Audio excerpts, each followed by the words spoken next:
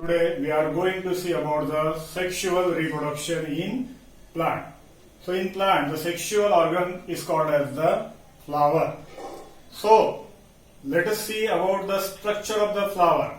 The flower is made up of or consists of four different whorls are also called as the parts.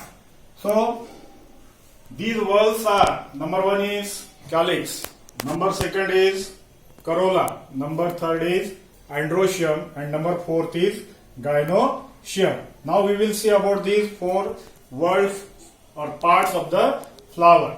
So calyx is the outermost part of the flower. So this calyx, see here, in case of the bud conditions, so it gives protection to the inner part of the flower. Here is also calyx is prominent. In some flower you will find here some epicalyx is also there, but epicalyx are found rarely. So the second whorl of the flower is called as the corolla. Corolla are also called as petals. So these petals are, number of petals are different in different flower. In case of the hibiscus there are 5 petals are here, but in case of the rose you will find there are so many petals are there in case of the rose. The functions of these petals are to attract the insect for the process of pollination. So these two whorls are called as the accessory whorls. Whorls means part. Then the third one is called as the androecium, or also called as the stamens. So it is the male part of the flower. So here you will find these small tiny androeciums stamens are there. The number of stamens are so many in case of this hibiscus. So these stamens is made up of the upper lobe part is there, that is called as the anther, and this stalk is there, that stalk is called as the filament. This anther and filament together called as stamen. So stamens or androecium is the male reproductive organ. So now we will see about the fourth part, that is called as gynoecium.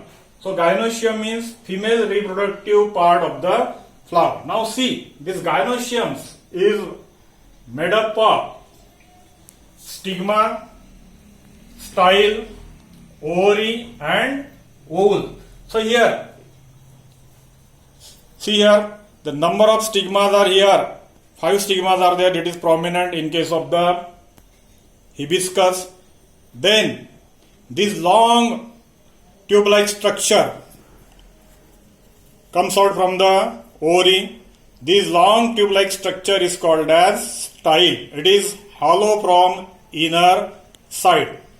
Then at the bottom of this flower, here you will find ovary is here. So this is the ovary. So inside these ovaries, what is present? Ovules are present. Ovules are nothing but the egg cell. So number of ovules, I have drawn here number of ovules 6. But in case of the mango, you will find there is only one ovule is there. In case of the chiku plant, you will find 2 ovules are there. Means whenever you eat chiku, the 2 seeds you will observe. In case of the mango, there is only 1 seed. So in case of the pomegranate, you will find the number of ovules are near about, it may be the more than 100. You can count in case of the pomegranate. So ovules are nothing but the are responsible for the formation of the seeds. So these stigma, style, ovules and ovary together called as the carpel. The another name of this gynoecium is carpel. The another name of androecium is stamen, and the another name of gynoecium is carpel. So these androecium and gynoecium are called as the essential whorl. Essential means these whorls are very, very important. So in some plants you will find only androecium. Means on that plant you will find only male flower is there, and such a plant is called as male plant. In some flower you will find only gynoecium, then in that condition that flower is called as female flower. But in case of this hibiscus, here both these androecium and gynoecium, both organs are present, hence such a flower is said to be, is called as bisexual flower, and the plant is called as bisexual plant. In case of the papaya, you will find some papaya tree do not contain the fruits. Why? Because it is a male plant. So papaya is the unisexual plant, but most of the plants are bisexual. Then after the maturation of this flower, what happens?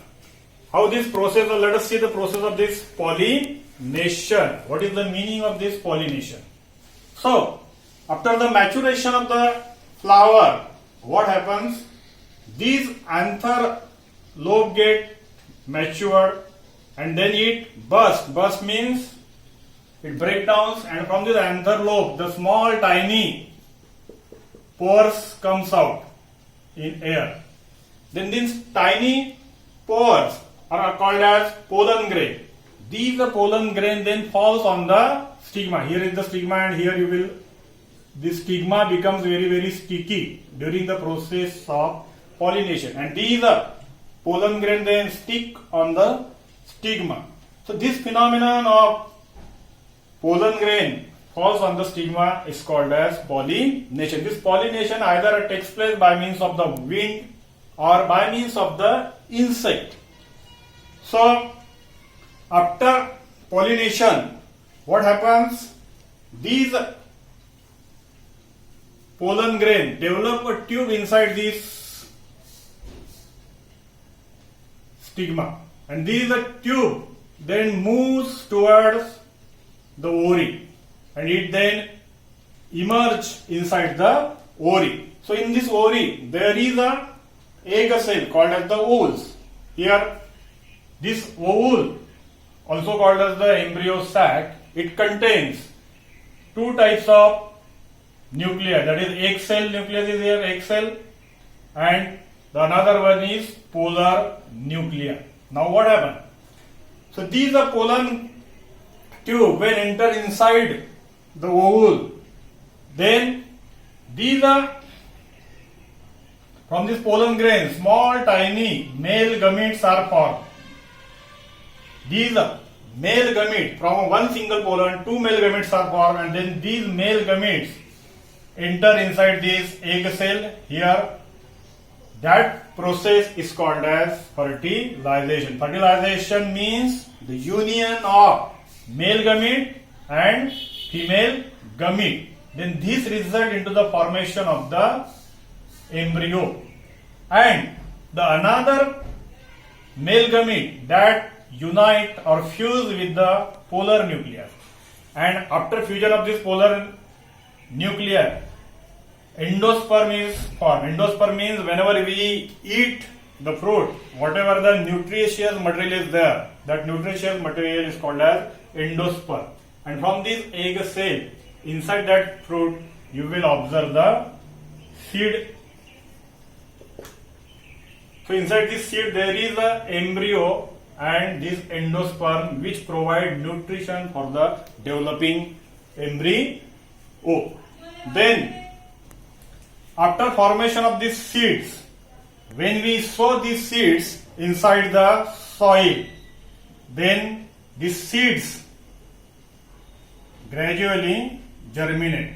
The outer coating of this seed breaks down, oxygen enter inside, and then the small seedlings are formed from this seed. Such a phenomenon is called as germination. So here the new plant is formed by the process of this germination, and the germinations takes place by means of seed. So such a type of reproduction is called as sexual reproduction. Means the sexual reproductions occur by means of seed. So whenever these seeds are sown, the new plants are formed. That type of reproduction is called as sexual reproduction. So observe the different types of flower around us and study it in detail. Thank you.